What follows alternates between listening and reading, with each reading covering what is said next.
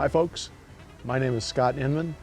I'm the president of the Southern Pacific Railroad History Center, which saved this car. We decided to try and acquire this car out of Galveston, Texas, where it had been for almost 4 decades.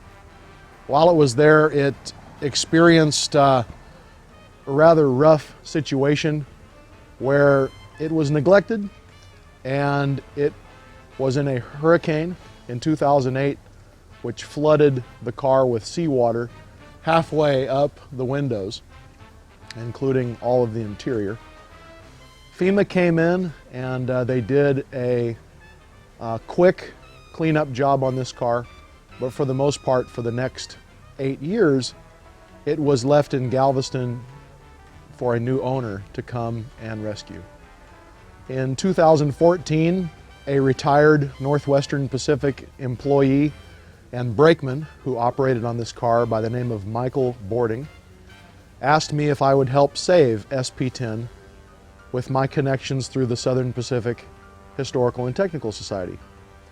So Mike prodded me, and I contacted the museum in Galveston, and we put together a capital campaign, and in about 5 months we had the $16,000 we needed not only to buy the car, but to gather the materials, cover travel expenses to bring it home.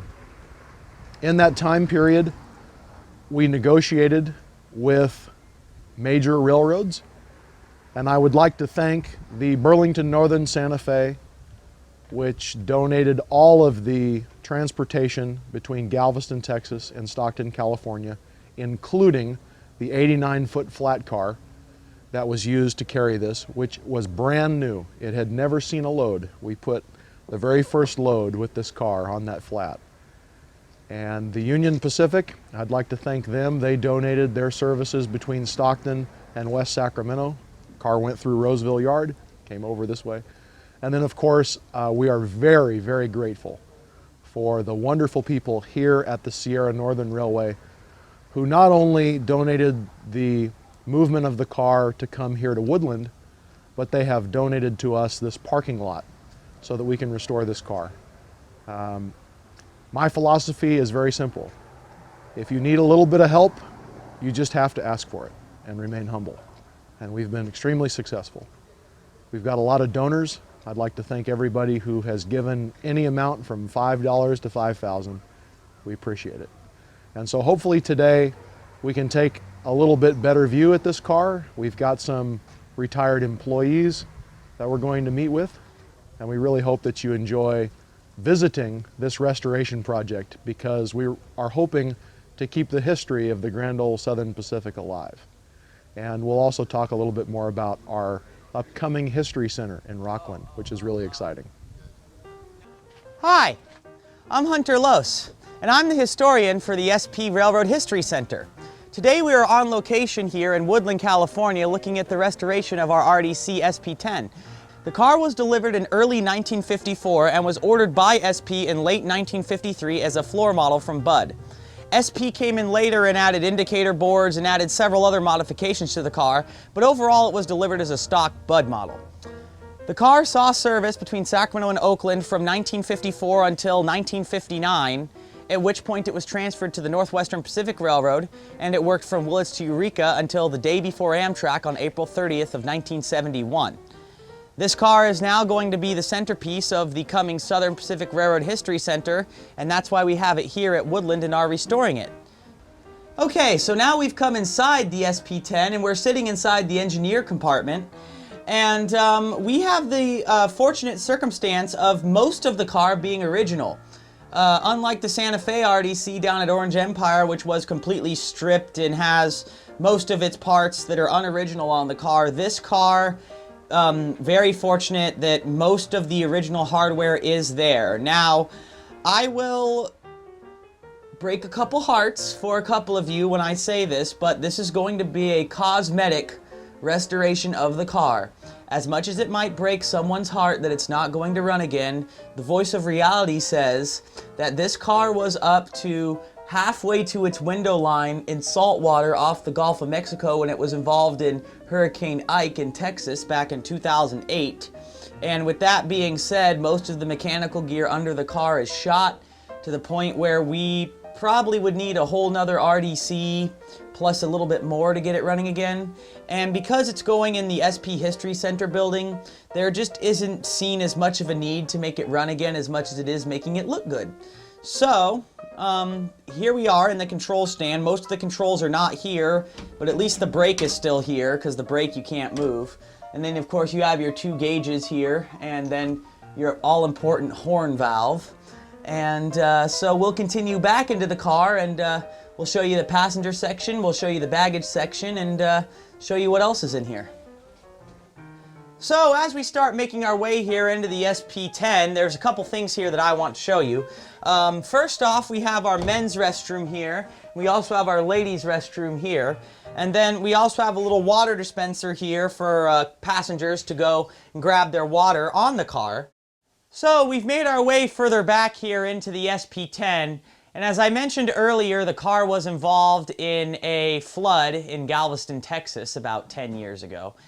And with that being the case, and the car being up to its window line in salt water, as I mentioned, there has been lots of water damage to the interior of the car, which has included the seats.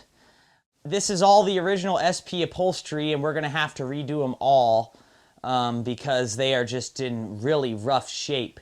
The seats that you see right here next to me are the seats that are in some of the worst condition. We're going to have to go through and replace all of the seats, and we're also going to go through and replace all of the tile, because the tile needs it as well. And a full repainting of everything in the car, including, you know, the walls, baggage racks, everything. So it's a lot of work, but we're making progress, and hopefully within the next 3 or 4 years we'll see this car in fully restored and pristine condition. So I hope you guys will stick around and follow us for that. So as we've made our way further back into the car here, one of the first major things that you'll notice is this partition right here. This partition was for the exhaust manifold of the car. This is all part of the exhaust system. The 2 main exhaust pipes go up through here and out through the roof of the car. So we've made our way all the way back to the car now, and we've made it to the baggage section. You can see it's a little different than what you'd expect for an RDC baggage section. Mainly, it's blank. You don't see a window over there on the back of that wall. Well, the car was involved in a rather serious collision in 1960, which destroyed this entire end, and SP decided to blank it off with an original American Flyer coach end. And it was a rather interesting repair. It's given the car a lot of its character. And because it was SP's only RDC, it's really the only RDC that has this sort of patch job on it. So it's a really sort of special RDC in that regard as well. So now that I've explained to you everything that's here in the car inside, I'd like to take you out back and show you more of this repair that SP had to do to the car in the 60s, because it really is one of a kind. Alright, so we've made our way back to the outside of the car, and what you're seeing now is the same place that we were just in. This is the end of the baggage section, and as you can see, as I mentioned, this is really an original SP passenger car American Flyer end. The collision that caused this was in 1960, October of 1960. The car had an unfortunate incident with a log truck. The pictures that you're going to see coming up on your screen now that I'm going to show you are pictures of the wreck damage, and so you can see from those pictures how bad it looks. It's an original American Flyer end, and it does have some deterioration to it. As you can see right here, we have some holes here and some rust spots here, and there's a little bit more on the other side here, and so we're probably just going to take some Bondo and fill that with some Bondo and smooth it out and make it look really good. Car also just is, you know, believe it or not, it's actually in pretty good structural shape, all things considered. And we're hoping within 3 or 4 years that when you're seeing this again, it'll be one of the most pristine, shiny, beautiful looking things that you can do. Now, the fact that there is some more repairs that needs to be done, there's one that's really glaring. And so I'm going to show that to you right now. It'll take some work, but this will give you the idea of the extent of the work that we're doing. So come with me around the corner here and I'll show you. So now that we're over here on this side of the car, I'll give you a better example of some of the extent of the most major repair work that we have to do. You can see here on the side of the car here where the extension was made to bring the rear end over. There's some serious rust, and it's rusted all the way through, and you can see the insulation starting to come through, which is not really a thing that you want to see. So we're probably going to have to replace this whole panel, but that's what needs to be done to make the car look as good as it can. So we're going to keep working on that, and hopefully we'll get that done soon.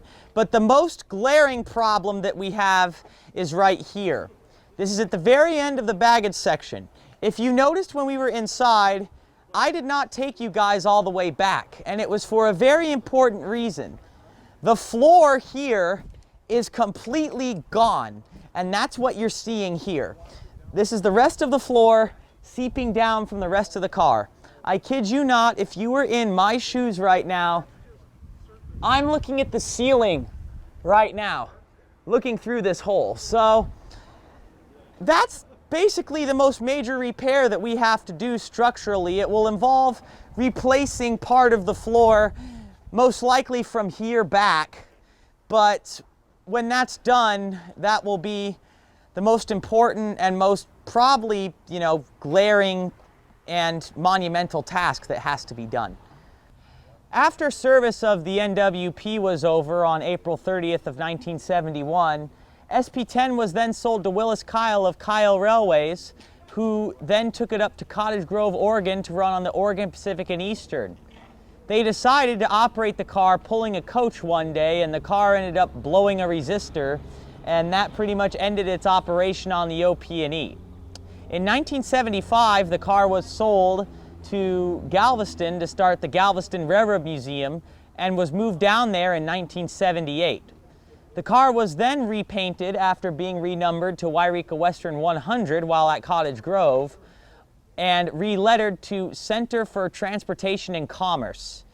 That was some fictitious thing that the Galveston Museum came up with along with the number 100. The number 100 paint that was on that car for so many years was scraped off today, and what you are seeing here is the very first time the original SP-10 has been seen in all its glory on this side flank of the car since 1972. I'm Roger Williams, and I met Mike boarding in the Army when we were both in Korea. And he was a rail fan, and I was just interested in trains. But we decided before we left Korea that we were going to come to work for a railroad when we got back home. In 1970, we applied several different railroads, but we finally got hired by the NWP in Eureka in May of 1970. And at that time, they were running the Bud car, and it was run off the extra board for the brakeman. I think the engineer and the conductor were regular, and the brakeman was off the extra board. So we, together, Mike and I worked the Bud car for 1 year, because we worked from May 1970 till the last run, which was in May of 1971. So we worked it for 1 year. And I calculated from my time book after they quit running that I had logged 5,000 miles in the Bud car between Eureka and Willits. And we both got it off the extra board, so we didn't know from day to day when we were going to catch it. But after I realized that was a lot of miles, 5,000 miles in 1 year on the Bud car. When Amtrak took over, they announced they were going to cease running the Bud car. And I worked the last run of the Bud car in May of 1971, watched it come into Willits, get hooked onto the back of a freight train, and hauled out of Willits. And that was the end of the Bud car, as far as we were concerned. Then I saw it, well, when it was in Yreka for a while, I went up and saw it there. And I did go down and pay it a visit when it was at Galveston about 3 years ago, maybe. And but it was an interesting job working the Bud car. We delivered mail to Island Mountain. I worked in the back baggage. We didn't usually have baggage because everybody was just on it to take pictures. And it ran full most of the time from Eureka to Scotia. And then from Scotia on down, it was usually almost empty. And even the last run, everybody rode from Eureka to Scotia, and it still ran about half empty on the last run from Scotia down to Willits. So it was not a moneymaker for the railroad, but it was a fun job. Well, my name is Michael Boarding, and you can call me Mike. I'm a retired former officer and conductor, brakeman on the Northwestern Pacific Railroad, the Southern Pacific Railroad, the St. Louis and Southwestern Railroad, and at the end, the Union Pacific. I worked on the railroad for 42 years. I started on the railroad in May of 1970 in Eureka, California on the Northwestern Pacific Railroad. And I left the Northwestern Pacific as a promoted conductor in 1976 to take the assistant trainmaster's job at Fresno, California, and I never returned to the Northwestern Pacific. But I did work there from 1970 to 1976, and from May of 1970, until the end of May in 1971, the Northwestern Pacific Railroad operated the SP-10, but we did not call it the SP-10 on the Northwestern Pacific Railroad. We called it the Bud Car. And it operated tri-weekly. It did not run on Tuesdays. There is some information out that at the end of its career, it ran bi-weekly. And I hate to tell you, but that is just not true. It ran tri-weekly until the very end. My friend Roger Williams, who's here today, was the brakeman on the last trip. There's a picture of him standing in front of the Bud Car with the conductor, Charlie Coleman, and the engineer, Charlie Nelson, and Roger Williams was the brakeman on the last trip. However, I did work on the Bud Car. The Bud Car had a regularly assigned crew. It had a regularly assigned engineer, regularly assigned conductor, but the brakeman's position worked off the brakeman's extra board in Eureka, California. And from May of 1970, when I hired out, until 2 years later, in May of 1972, I worked off the brakeman's extra board. And on occasion, I worked the brakeman's job on the Bud Car when it ran from Eureka to Willits. Brakeman also handled the mail between Eureka and Island Mountain. And he got paid an extra, and don't quote me on this, but I believe it was $1.10 per trip for handling the mail to Island Mountain.